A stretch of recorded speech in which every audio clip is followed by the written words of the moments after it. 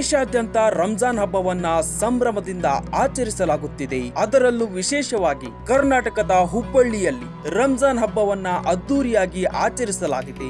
ಒಂದು ತಿಂಗಳ ಉಪವಾಸ ವ್ರತಾಚರಣೆ ಮುಗಿಸಿ ಮುಸ್ಲಿಂ ಬಾಂಧವರು ಐತಿಹಾಸಿಕ ಚೆನ್ನಮ್ಮ ಈದ್ಗಾ ಮೈದಾನದಲ್ಲಿ ಸಾಮೂಹಿಕ ಪ್ರಾರ್ಥನೆ ಸಲ್ಲಿಸಿದ್ದು, ಹೊಸ ಉಡುಗೆ ತೊಟ್ಟು ಪರಸ್ಪರ ಶುಭಾಶಯಗಳನ್ನ ವಿನಿಮಯ ಮಾಡಿಕೊಂಡು ಸಹೋದರತ್ವವನ್ನ ಬಲಪಡಿಸಿ ಈ ಹಬ್ಬದಲ್ಲಿ ಅಪಾರ ಸಂಖ್ಯೆಯಲ್ಲಿ ಮುಸ್ಲಿಂ ಬಾಂಧವರು ಭಾಗವಹಿಸಿದ್ದರು. ಹಾಸನದಲ್ಲೂ ರಂಜಾನ್ ಸಂಭ್ರಮ ಮನೆ ಮಾಡಿದೆ. ಹಳೆ ಈದ್ಗಾ ಮೈದಾನದಲ್ಲಿ ಮುಸ್ಲಿಂ ಬಾಂಧವರು ಸಾಮೂಹಿಕ ಪ್ರಾರ್ಥನೆ ಸಲ್ಲಿಸಿ ಪರಸ್ಪರ ಶುಭಾಶಯ ವಿನಿಮಯ ಮಾಡಿಕೊಂಡ ನಂತರ ರಂಜಾನ್ ಭರವಸೆ ಮತ್ತು ಸಾಮರಸ್ಯವನ್ನ ಸಾರುತ್ತದೆ ಎಂದು ಪ್ರತಿಪಾದಿಸಿದ್ದಾರೆ. ಹಾಗೆ ವಿಶೇಷವಾಗಿ ಗುಮ್ಮಟನಗರಿ ವಿಜಯಪುರದಲ್ಲಿ ದಖನಿ ದರ್ಗಾದಲ್ಲಿ ನಡೆದ ಸಾಮೂಹಿಕ ಪ್ರಾರ್ಥನೆಯಲ್ಲಿ ಸಚಿವ ಎಂಬಿ ಪಾಟೀಲ್ ಅವರು ಭಾಗಿಯಾಗಿದ್ದು, ಅವರೊಂದಿಗೆ ಮುಖಂಡ ಅಬ್ದುಲ್ ಹಮೀದ್ ಮುಶ್ರಿಫ್ ಸೇರಿದಂತೆ ಹಲವರು ಗಣ್ಯರು ಉಪಸ್ಥಿತರಿದ್ದರು.